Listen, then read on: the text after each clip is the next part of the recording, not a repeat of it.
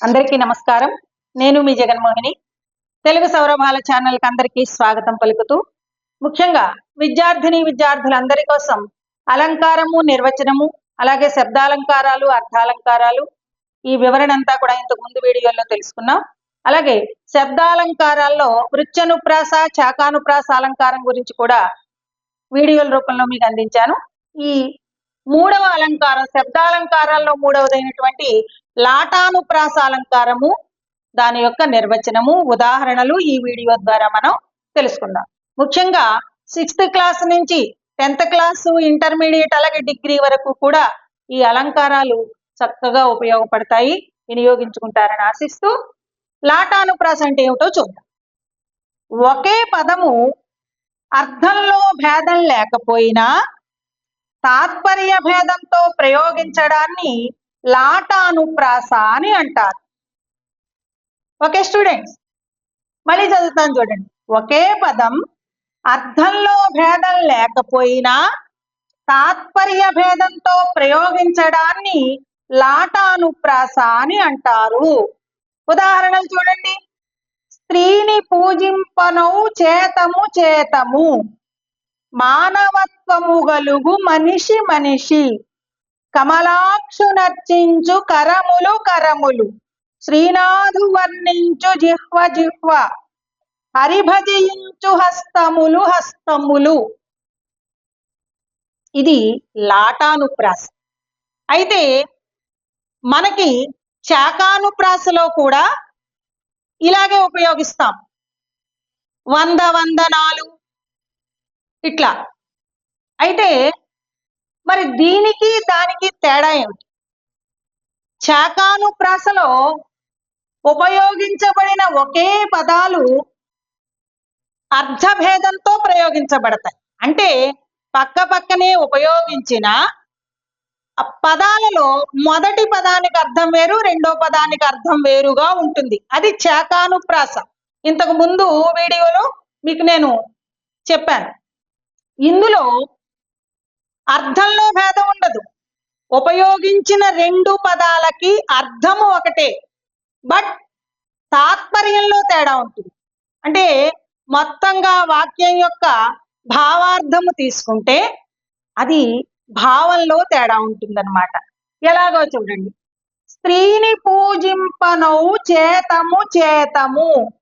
ఇక్కడ చేతము అంటే మనస్సు, రెండవ చేతము అన్న మనస్సు అనే అర్థం. అర్థంలో భేదం లేదు పదాల మధ్య, కానీ భావంలో భేదం ఉంది. ఎలాగా? స్త్రీలను ఎవరైతే పూజిస్తారో ఆ చేతమే నిజమైన చేతము లేదా పవిత్రమైన చేతము. స్త్రీని పూజించే మనస్సు ఏదైతే ఉందో అదే పవిత్రమైన మనస్సు.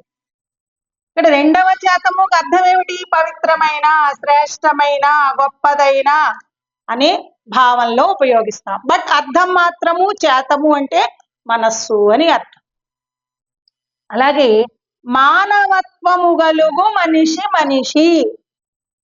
మానవత్వము ఎవరైతే కలిగి ఉంటారో ఆ మనిషే గొప్ప మనిషి, పవిత్రమైన మనిషి, ధర్మబద్ధమైన మనిషి అనే అర్థంలో రెండవ మనిషి అనే పదాన్ని ప్రయోగించాం.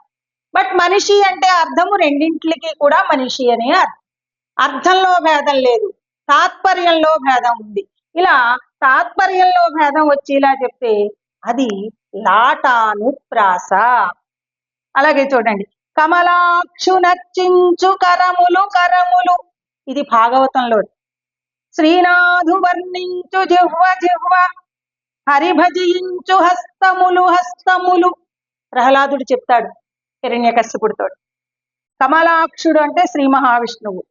ఆయన్ని అర్చించు కరములు కరములు. కరములు అంటే చేతులు, రెండవ కరములకి కూడా చేతులు అనే అర్థం. బట్ రెండవ కరముల్ని ఎలా ప్రయోగించాము? ఎవరైతే కమలాక్షుణ్ణి అర్చిస్తారో ఆ చేతులు పవిత్రమైన చేతులు. రైట్. శ్రీనాథు వర్ణించు జిహ్వ జిహ్వ. జిహ్వ అంటే నోరు లేదా నాలుక. శ్రీనాథుడు అంటే లక్ష్మీదేవి భర్త శ్రీ మహావిష్ణువు. ఎవరైతే శ్రీ మహావిష్ణువుని తన నోటితోటి ఎప్పుడు కీర్తిస్తూ ఉంటారో అటువంటి జిహ్వ ఏదైతే ఉందో అదే పవిత్రమైనటువంటి జిహ్వ అని అర్థం. హరిభజయించు హస్తములు, హస్తములు ఎప్పుడు హరినామ సంకీర్తన చేస్తూ భజన చేస్తూ కీర్తిస్తూ ఉండే హస్తములు ఏవైతే ఉన్నాయో, హస్తములన్నా కరములన్నా ఒకటే అర్థం. ఇక్కడ కరములని ప్రయోగించారు, ఇక్కడ హస్తములని ప్రయోగించారు. ఆ హస్తములే నిజమైనటువంటి హస్తములు. చూసారా, ఇక్కడ అర్థంలో భేదం లేదు. మొదటి హస్తములు రెండవ హస్తములు కూడా చేతులే. బట్ రెండవ హస్తముల్ని ఏ భావంలో వాడాము? పవిత్రమైన హస్తములు అనే భావంలో వాడామన్నమాట. ఇలా అర్థంలో భేదం లేకపోయినా తాత్పర్యంలో భేదం వచ్చి ఇలా చెప్తే దాన్ని లాటానుప్రాస అని అంటారు. ఓకే, విన్నందుకు మీ అందరికీ ధన్యవాదాలు. ఈ వీడియో కనుక మీకు నచ్చినట్లయితే లైక్ చేయండి, షేర్ చేయండి, సబ్స్క్రైబ్ చేయండి, నా ఛానల్ని ఆదరించండి. ఈ గ్రామర్ అంతా చక్కగా విద్యార్థినులందరూ ఉపయోగించుకుంటారని ఆశిస్తూ ధన్యవాదాలు.